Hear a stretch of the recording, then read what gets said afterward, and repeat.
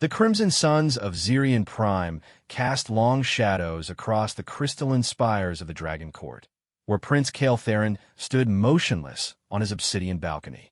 His scaled hands gripped the railing with enough force to crack the ancient stone, golden eyes fixed on the swirling nebula that had once been his homeworld. 3 cycles had passed since the humans had arrived in their sector, and everything had changed. The Draconic Empire had ruled 17 star systems for over 10,000 years. They were apex predators among the stars, their massive ships shaped like the great WRMS of old, breathing plasma fire that could vaporize entire fleets. No species had ever challenged their dominance successfully, until humanity appeared from the galactic rim with their strange, boxy vessels and their incomprehensible tactics. Caeltherin's sister, Princess Lyravan, had been the first to make contact with the humans. She had been the diplomat, the bridge builder, while he had been the warrior. Where he saw potential threats, she saw opportunities for understanding. Her death in the first human-dragon skirmish at the Helios Gate had shattered something fundamental in the prince's worldview. The soft whisper of approaching footsteps made his head turn sharply. In the doorway stood a figure that should not exist. A human female, slight by dragon standards, with auburn hair that seemed to catch fire in the twin sunset. What made Caeltherin's breath catch wasn't her appearance, but her eyes. They were the exact shade of molten gold that had belonged to his sister. "Your Highness," the human said, her voice carrying the formal tones of the court, though she spoke in perfect Draconic. "I am Commander Sarachon of the Terran Diplomatic Corps. I've been assigned as your new military liaison." Caeltherin's claws extended involuntarily. No human should speak their language so flawlessly, and certainly none should be allowed into his private chambers. His guard were either dead or had betrayed him. Neither possibility boded well. "How'd you get past my security?" he growled, his voice carrying the subsonic rumble that could shatter glass. The human, Chun, didn't flinch. Instead, she stepped closer, moving with a fluid grace that reminded him painfully of Lyravan's dancer-like movements. "I told them I was expected. Sometimes the simplest approaches work best." "You lie." Caeltherin turned fully to face her, his 7-foot frame casting her in shadow. "No human is expected in my presence. Your kind killed my sister." For the first time, something shifted in Chen's expression. The diplomatic mask slipped for just an instant, revealing something deeper: pain, recognition, and something else he couldn't identify. "I know," she said quietly. "I was there when she died." The admission hit him like a plasma burst to the chest. Caeltherin's hand moved to the ceremonial blade at his side, its crystalline edge humming with contained energy. "Then you'll join her." "She saved my life," Chun continued, not moving despite the obvious threat. "Princess Lyravan threw herself between my ship and the crossfire from both our fleets. Her last words were about you." Caeltherin froze. No one else had been close enough to hear Lyravan's final moments. The official reports from both sides had been frustratingly vague. His sister's ship had been caught between the human and dragon battle lines during a communication attempt gone wrong. Both sides blamed the other for her death. What did she say?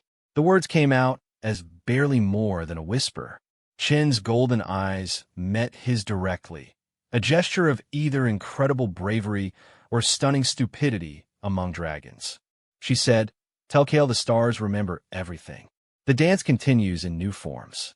The ceremonial blade clattered to the floor as Caeltherin staggered backward.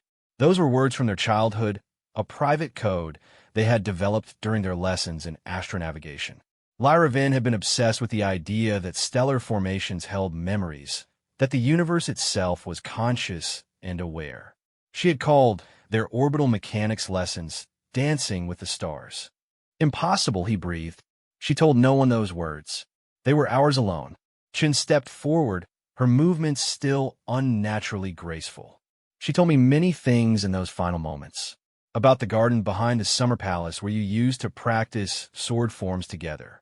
About the time you both got lost in the crystal caves and had to follow the singing stones to find your way out. About how you always blamed yourself for not protecting her, even when you were children." Each revelation was like a physical blow. These weren't things that could be gleaned from intelligence reports or diplomatic briefings. They were intimate moments, shared memories that existed only between siblings who had been closer than most twins. Why? Cale Theron's voice cracked with the weight of grief he had carried for 3 cycles. Why are you telling me this? Chun moved closer still, now standing within arm's reach of a dragon prince who could tear her apart without effort. Because she asked me to. Because she knew what her death would do to you, and she knew what you would become. What I would become, he echoed. The destroyer of worlds, Chun said simply. That's what the intelligence reports call you now. 7 human colonies burned to ash. 12 diplomatic envoys executed. The dragon prince who trusts no one and shows no mercy. Cale Theron wanted to deny it, but the accusations were accurate. Since Lyraven's death, he had become exactly what the humans feared, a merciless predator who saw every extended hand as a potential weapon. His sister had been the diplomat. Without her, he was simply a weapon pointed at the galaxy. Your sister knew you would need someone you could trust absolutely, Chin continued. Someone who could carry her words, her memories, her hopes for peace between our peoples. And you expect me to believe that person is you? A human? The word came out like a curse. Chin smiled, and for a moment, Cale Theron could have sworn he saw Lyraven's mischievous grin. Not just any human. Your sister didn't just save my life that day, Your Highness. Something else happened in those final moments, something that neither of our scientists can fully explain. She reached into her uniform and withdrew a small crystalline pendant, a traditional dragon soul stone, used in the most sacred of ceremonies. Cale Theron recognized it immediately. It had belonged to Lyraven since her coming-of-age ritual.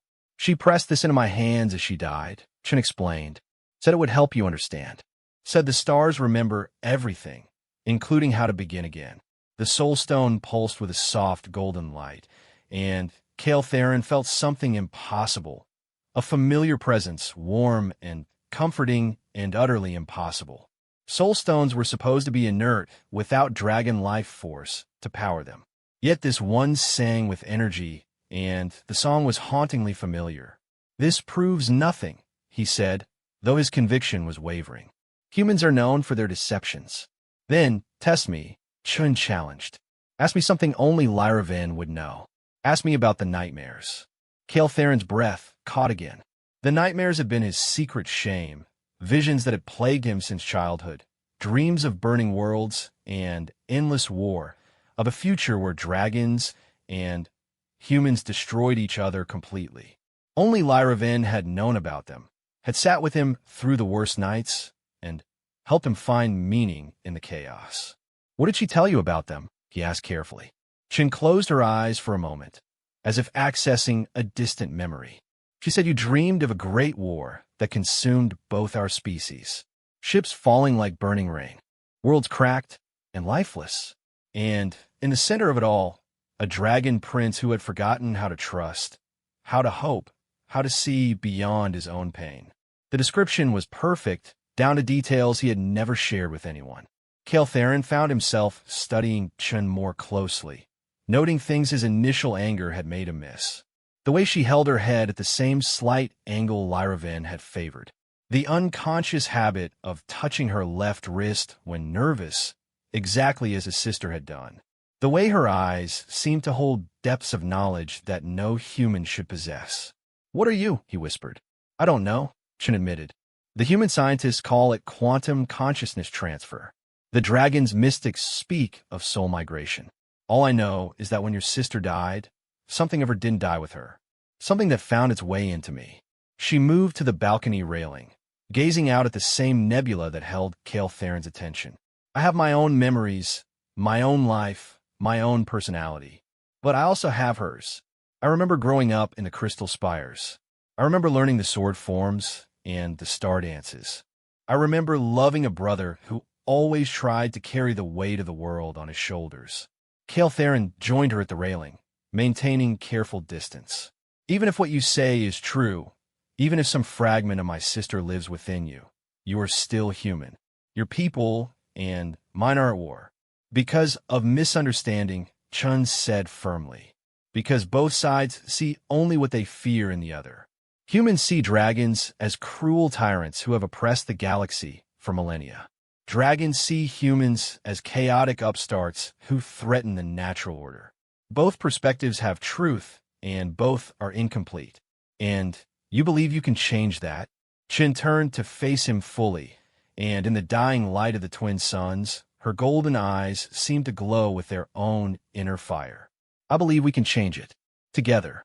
Your sister's last wish was for her death to mean something beyond just another casualty of war. She wanted it to be the beginning of understanding. The Dragon Court would never accept a human as a legitimate voice for peace, Keltherin pointed out. And your own people would see any dragon cooperation as weakness or betrayal. Then, we don't start with the courts or the governments, Chen replied. We start with the truth. We start with what really happened to Helios Gate, and we make sure both sides understand that they've been fighting a war neither of them actually wanted. Keltherin considered her words, feeling the weight of the soul stone's gentle pulsing. There was something compelling about this human, something beyond the impossible similarities to his sister. She spoke with a conviction that reminded him of Lyra Vin's own passionate beliefs about peace and understanding. What do you propose? He asked finally. A joint investigation, Chun said immediately, independent of both military commands. We go to Helios Gate, we examine the wreckage, and we piece together exactly what went wrong. Your sister believed the battle was triggered by a third party, someone who wanted our peoples to destroy each other. That's a serious accusation. It's a serious possibility. Think about it, Your Highness. Dragons and humans had coexisted in the same galaxy for decades without major conflict. Suddenly, a routine diplomatic meeting turns into a massacre that kills the one person both sides respected. That's either an incredible coincidence or a deliberate act. Keltherin had wondered about that himself during many sleepless nights. The attack had come out of nowhere, triggered by what appeared to be an unprovoked human assault on his sister's diplomatic vessel. But the humans claimed their ships had been fired upon first. Both sides had evidence supporting their version of events. Even if we discovered proof of third-party involvement, who would believe us? I am known as the Destroyer of Worlds. You are a human in a galaxy where humans are increasingly seen as the enemy.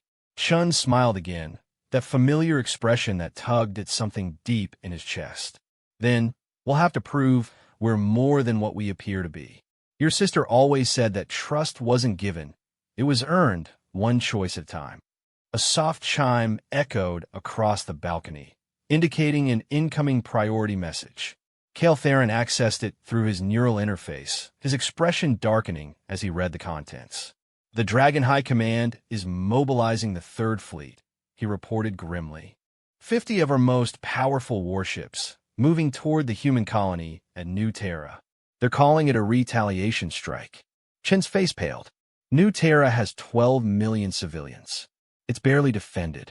And if it falls, the human response will be equally devastating, Keltherin realized. This will escalate beyond any hope of peace. They stood in silence for a moment, the weight of impending catastrophe settling between them. Then, Chun straightened, her expression becoming determined. How long before the fleet reaches New Terra? 6 days, perhaps 7 if they encounter navigation hazards. Then, we have 6 days to stop a war, Chen said firmly. 6 days to prove that Lyra Vin's sacrifice meant something. Keltherin looked at her. This impossible human who carried his sister's memories and spoke with her voice about hope in the face of despair. Every rational part of his mind screamed that this was madness, that trusting a human would only lead to betrayal and death. But the Soul Stone pulsed warmly against his consciousness, and, for just a moment, he could almost hear Lyra Vin's voice whispering that some leaps of faith were worth taking. 6 days, he agreed, making perhaps the most important decision of his life. Then we begin, as the twin suns finally set over Zirian Prime, casting the crystal spires in silver starlight. Prince Keltherin and Commander Sarah Chun stood side by side, 2 warriors from opposite sides of an impossible war, united by the memory of someone who had believed in a better future. Neither of them knew if they could prevent the coming catastrophe. Neither of them knew if the trust they were tentatively building could survive the weight of their people's hatred. But they knew they had to try. In the distance, the great dragon warships were already beginning to stir, their crystalline hulls gleaming as they prepared for departure. Time was running out for hope, running out for peace, running out for any future that didn't end in the ashes of burned worlds. But sometimes, Kael'theren reflected as he watched Chin study the star charts with Lyra Ven's familiar intensity. The impossible was just another word for something that hadn't happened yet. The first day of their unlikely alliance was ending. 5 remained to save 2 civilizations from destroying each other. The stars, as Lyra Ven had always insisted, would remember everything, including whether they had chosen to dance together or burn alone. The stolen merchant vessel Shadow's Edge drifted silently through the asteroid field that marked the boundary of the Helios system, its hull scarred by micrometeor impacts and battle damage that predated its current occupants. Commander Sarah Chun ran her fingers over the crude modifications they had made to the ship's systems, turning a simple cargo hauler into something capable of deep space reconnaissance without triggering military sensors. "The irony is not lost on me," Prince Kael'theren commented from the pilot's position, his massive frame somehow fitting into the human-sized chair through careful folding of his wings. 3 days ago, I would have considered stealing a ship to be beneath my station. 3 days ago, you were planning to reduce human colonies to radioactive ash, Chen replied without looking up from her work on the sensor array. I call this progress. They had spent 2 days preparing for this mission, working in secret within the crystal caves beneath Kael'theren's palace. The prince had used his authority to access restricted files on the Helios Gate incident, while Chun had leveraged her diplomatic credentials to requisition equipment and supplies. Neither of their respective commands knew what they were planning.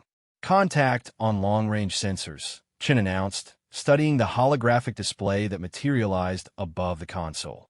"Dragon Patrol, 3 ships, maintaining standard formation. They're sweeping the outer rim of the system."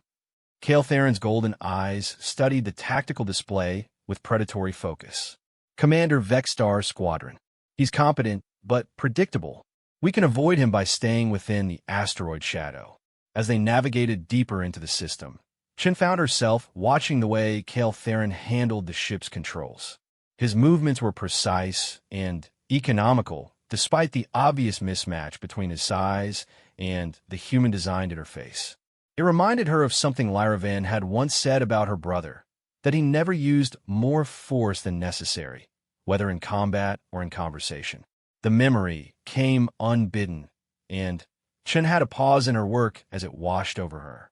It wasn't her memory, but it felt as real as her own childhood recollections. She could see Lyra Ven as clearly as if she were sitting in the cramped cabin with them, golden eyes bright with laughter as she told stories about her brother's precise nature.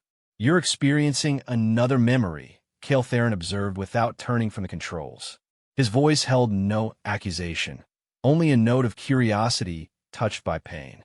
"She was telling someone about your first flying lesson," Chen said softly. "How you spent 3 hours adjusting the seat and controls before you would even start the engine. How the instructor thought you were afraid, but she knew you were just being thorough." "Master Thiel ran," Kael'theren murmured. He never understood that precision and caution were not the same as fear. A pause, then. "What else do you see?" Chen closed her eyes, letting the memory flow more freely. "She was proud of you. Even when you frustrated her with your caution, she was proud of how you never took unnecessary risks with other people's lives. And yet here I am, taking perhaps the greatest risk of my life with someone I barely know." "Do you barely know me?" Chen asked, opening her eyes to meet his gaze. "Or do you know me better than you want to admit?" Before Kael'theren could answer, the ship's proximity alarms began chiming. Both of them turned their attention to the sensor display, where a new contact had appeared, much closer than it should have been possible for any ship to approach undetected. "Human vessel," Kael'theren identified, his tone becoming professional and cold. "Modified destroyer, running silent until now. They were waiting for us." The communication system crackled to life, filled with the harsh static of short-range transmission. "Unknown vessel," This is Captain Morrison of the U.S. Retribution. Cut your engines and prepare to be boarded." Chin's blood ran cold. Morrison was a hardliner, one of the human commanders who had been advocating for preemptive strikes against Dragon installations. If he was here, it meant someone in the human command structure knew about their mission. "They can't know who we are," Chen said quickly, moving to the communication controls. "Our ship's transponder is showing merchant registration. Standard procedure would be Dragon life signs detected aboard target vessel," came Morrison's voice again, cutting her off. "All personnel are to consider this a hostile contact. Weapons are clear hot." The Shadow's edge shuddered as the destroyer's targeting systems locked onto them, powerful scanners probing their ship's hull and interior. Chen realized with growing horror that they had been expected, possibly even led into a trap. "Someone knew we were coming," she said aloud. Then, looked at Kale Theron with sudden suspicion. "Did you tell anyone about our mission?" "I could ask you the same question," he replied, his hands already moving over the ship's defensive systems. "But recriminations will have to wait. That destroyer has enough firepower to vaporize us before we can even reach the edge of the asteroid field." The ship lurched as Morrison's vessel fired a warning shot across their bow, the energy blast close enough to overload their shields. Chun found herself thrown against the bulkhead, the impact driving the breath from her lungs. "This is your final warning," Morrison's transmission continued. "Surrender the Dragon terrorist or be destroyed." "Terrorist." Kale Theron's voice carried the subsonic growl that indicated rising anger. "I'm a prince of the Dragon Empire, not some common." "To him, you're the destroyer of worlds," Chen interrupted, struggling back to her feet. "He probably has orders to kill you on sight." Another blast rocked their ship, this one close enough to cause actual damage. Sparks flew from overloaded circuits, and the lights flickered ominously. Chen could see on the tactical display that Morrison's ship was moving to a more advantageous position, cutting off their escape routes. "I can fight our way out," Kale Theron said, his claws extending as he prepared to take manual control of the ship's weapons. "This vessel may be small, but I am not without skills, and prove to both our peoples that cooperation leads to violence." Chen shook her head. "There has to be another way." She studied the tactical display more carefully, noting the positioning of both the destroyer and the asteroid field around them. The wreckage of Helios Gate was less than an hour away at full speed, but they would never reach it with Morrison in pursuit. "The asteroids," she said suddenly, "some of these readings are strange. Look at grid reference 77 Alpha." Kale Theron followed her gaze to the sensor data, his expression shifting from anger to puzzlement. "Those energy readings are inconsistent with standard asteroid composition. Almost as if something is hidden there," Chun finished. "Something that's been waiting for 3 years to be found." The ship shook again under another near miss from the destroyer. Morrison's voice crackled through the comm system, no longer bothering with warnings. "Target is maneuvering to escape. All weapons, fire for effect." Chen made a decision that would have seemed impossible a week ago. She grabbed Kale Theron's arm, feeling the warm scales beneath his ceremonial clothing. "Do you trust me?" His golden eyes met hers for a long moment, and she could see the war between instinct and something deeper. Finally, he nodded. "Tell me what you need." "Plot a course directly toward that asteroid cluster. Maximum speed. That will take us directly into Morrison's firing solution. He'll destroy us before we reach cover. Not if we give him something more important to worry about." Chen's fingers flew over the communication controls, opening a channel on the emergency frequency that both Dragon and human ships monitored. "All vessels in the Helios system. This is Commander Sarah Chun of the Terran Diplomatic Corps. I am aboard a civilian vessel under attack by U.S. Retribution. Captain Morrison is firing on a ship carrying a diplomatic envoy without provocation." "Chen, what are you doing?" Morrison's voice cut across the channel, no longer confident. "You're listed as missing, possibly captured. If you're under duress, I am not under duress, Captain. I am conducting an authorized investigation into the Helios Gate incident, accompanied by Prince Kale Theron of the Dragon Empire as a joint observer. Your attack on this vessel constitutes a violation of diplomatic immunity and an act of war." The lie was perfectly crafted, containing just enough truth to be believable. Chun had indeed been assigned to investigate the Helios incident, though not in cooperation with any dragon. And Kael Theron was indeed observing, though not in any official capacity. Joint observer? Morrison's confusion was evident in his voice. Command never authorized any joint investigation. Command authorization is above your clearance level, Captain, Chun replied with the kind of bureaucratic authority that military officers dreaded. Stand down immediately or face court-martial for attacking a diplomatic vessel. The firing stopped, though Chun could see on the sensors that Morrison's ship was still tracking them. More importantly, the pause gave Kael Theron time to reach the asteroid cluster she had identified. I'm still reading dragon life signs, Morrison said, his voice now uncertain. If Prince Kael Theron is aboard as an observer, why is he not responding to this channel? Chun looked at Kael Theron, who gave her a slight nod before activating his own communication link. When he spoke, his voice carried the formal tones of diplomatic protocol, though she could hear the underlying tension.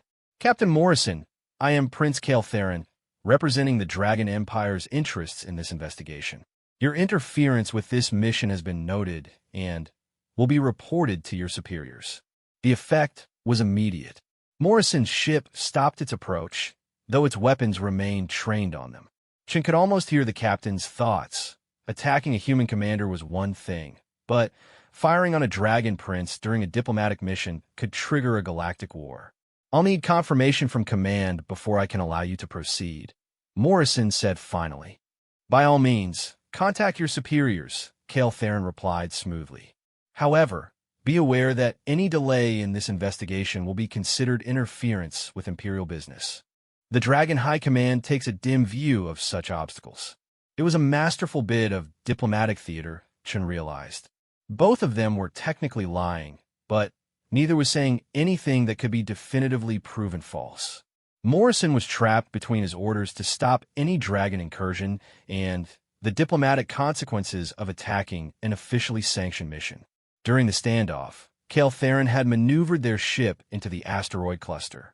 Chun watched the sensor readings with growing excitement as they approached the energy source she had identified.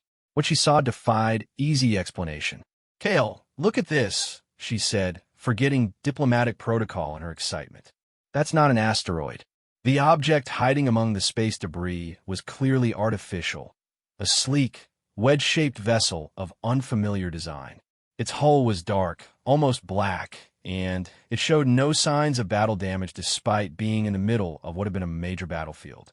More disturbing was the fact that it was still powered, energy readings indicating active systems despite having been here for 3 years. I've never seen a ship design like that, Kael Theron said, studying the tactical display. It's neither human nor dragon in origin. Third party, Chun breathed, remembering their conversation about Lyraven's suspicions. Someone else was at Helios Gate, someone who's been hiding here ever since. Before either of them could react, the mysterious ship's systems suddenly came fully online.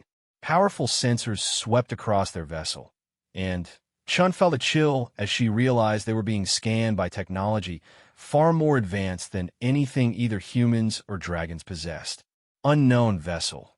Came a new voice over the communication system, speaking in perfect standard galactic, but with an accent that belonged to neither of their species. You have discovered that which was meant to remain hidden. This presents us with an interesting dilemma. Morrison's voice cut across the channel, sharp with alarm. Unknown contact. Identify yourself immediately. This is a restricted system under joint human-dragon investigation. Ah, Captain Morrison, the mysterious voice replied with what sounded like amusement. Still believing the lies your governments tell you, I see. How refreshingly naive. The black ship began to move, gliding through the asteroid field with impossible grace. As it emerged from the debris shadow, Chun could see it more clearly, and what she saw made her blood run cold.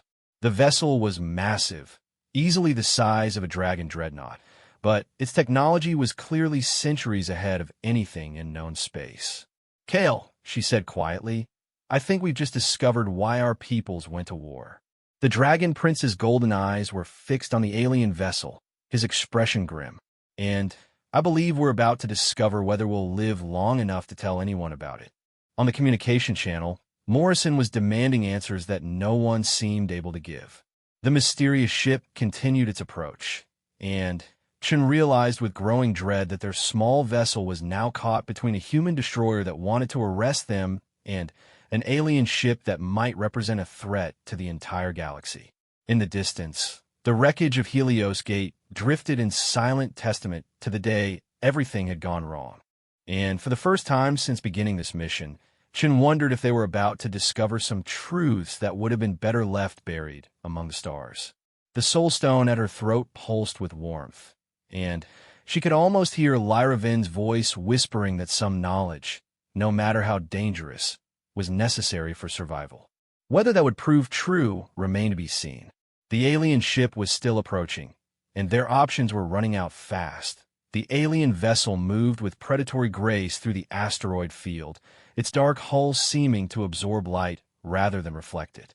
Commander Sarah Chun watched the tactical display with growing dread as the ship's massive bulk dwarfed both their stolen merchant vessel and Morrison's destroyer. Whatever technology powered that thing, it was beyond anything humans or dragons had ever developed. "Captain Morrison," Prince Kael'Therin said into the communication channel, his voice carrying unexpected authority. "I suggest you withdraw immediately. This situation has evolved beyond your mission parameters." "I'm not taking orders from a dragon terrorist," Morrison replied, though his voice lacked its earlier confidence. Chen could see on the sensors that his ship was already beginning to maneuver away from the alien contact. "Then, take advice from a fellow warrior," Kael'Therin continued. "That vessel represents a threat to both our species. Your ship is powerful, but it was designed to fight enemies who follow the same basic technological principles you do." The alien ship's voice crackled across the comm system again, carrying that same tone of detached amusement. "How touching. Former enemies united in the face of superior technology. Though I suspect your cooperation will prove short-lived." Chun activated her own communication link, addressing the alien directly. "Who are you? What do you want? Direct questions. I appreciate efficiency." The voice paused, and Chen could hear what sounded like multiple conversations happening in the background, though in languages she couldn't identify. "I'm what you might call a curator. My people have been observing this galaxy for several millennia, cataloging the rise and fall of various species." "Observing and interfering, apparently," Kael'Therin growled. "Interfering?" The alien sounded genuinely surprised. "We merely provide opportunities. Your species choose how to respond to them." The implications of that statement hit Chun like a physical blow. "You started the war. The incident at Helios Gate, you caused it." "Caused is such a limited word," the curator replied. "We created circumstances. Your people's responses were entirely their own choice. Fascinating responses, I might add. The humans chose to blame dragon aggression, while the dragons blamed human treachery. Both sides saw exactly what they expected to see." Morrison's voice cut across the channel, filled with barely controlled rage. "You're saying you murdered Princess Lyra Vin as some kind of experiment?" "The princess was an unintended casualty," the curator admitted with what might have been regret. "She attempted to broker peace at a most inconvenient moment. Our projections indicated a 73% probability that the war would burn itself out within 2 decades, leaving both species significantly weakened. Her diplomatic success would have complicated those calculations." Chun felt something cold and furious building in her chest. The soul stone at her throat pulsed with heat, and for a moment she could have sworn she heard Lyravin's voice, not in memory, but in real time, whispering words of comfort and rage in equal measure. "You killed her to protect your experiment," she said, her voice deadly quiet. "We protected the natural course of galactic evolution," the curator corrected. "Your species have been expanding too rapidly, threatening the careful balance we have maintained for thousands of years. War was inevitable. We simply ensured it began when and how we desired." Kael'Therin's claws extended with an audible scraping sound. "And now? Now we have an interesting problem. You have discovered us, which was not part of our projection models. The war has not progressed as anticipated. The Dragon Prince, who should have become a genocidal madman, has instead chosen cooperation with his enemies. The human commander who should have remained isolated has somehow gained access to impossible memories. Chen's blood chilled as she realized the implications. You know about the memories. We know about many things, Commander Chen, including the fact that Princess Lyraven's consciousness transfer was not entirely natural. Our technology may have influenced the process. Another unintended consequence of our intervention at Helios Gate. The communication fell silent for a long moment, leaving only the ambient noise of 3 ships maintaining defensive positions among the asteroids. Chen found herself staring at Kale Theron, seeing her own horrified realization reflected in his golden eyes. "You're saying Lyraven's survival in my mind was your doing?" she asked finally. "Indirectly. Our weapons create quantum disruptions that occasionally interfere with biological consciousness patterns.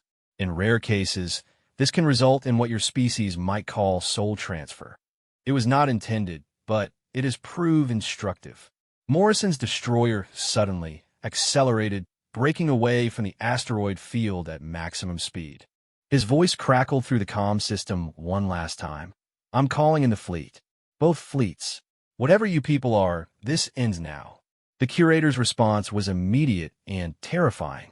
The alien ship's weapons systems came online with a sound like reality tearing, and a lance of impossible energy reached out to touch Morrison's fleeing destroyer. The human warship simply ceased to exist, not destroyed in any conventional sense, but erased as if it had never been. "Inconvenient," the curator mused. "Now we will have to deal with both your military forces arriving ahead of schedule. Our timeline has been significantly compressed." Chen stared at the empty space where Morrison's ship had been, her mind struggling to process what she had witnessed. "You just murdered an entire crew." "We removed a complication," the curator replied without emotion. "Captain Morrison's transmission will bring both human and dragon fleets to this location within hours. That acceleration requires us to move to the final phase of our experiment ahead of schedule." "What final phase?" Kale Theron demanded. "The one where we determine whether your species have sufficient potential to warrant preservation, or whether they should be guided toward extinction like so many others.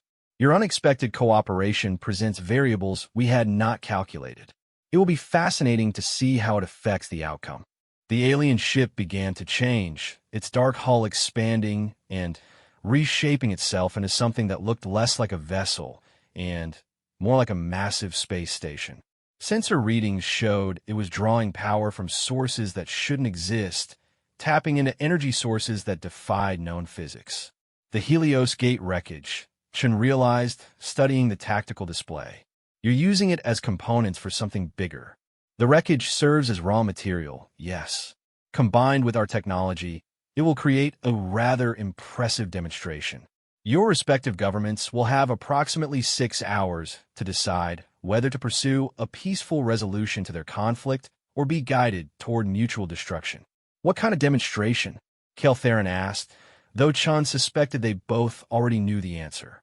"We will provide both sides with a target that threatens their mutual survival. Something so dangerous that they must either cooperate to defeat it or perish in the attempt. Your responses will determine whether humanity and dragonkind have evolved sufficiently to warrant continued existence." Chun felt the pieces falling into place with horrible clarity. "You're going to use our own fleets against us. Create a scenario where we have to choose between working together or watching our civilizations burn." "Precisely. And you two will serve as the focal point for that choice. The Dragon Prince who learned to trust, and the human commander who carries impossible memories. You represent the potential for cooperation. Whether your peoples can follow your example will determine their fate." The transformation of the alien ship was accelerating, components from the Helios Gate wreckage flowing toward it like metal attracted to a magnet.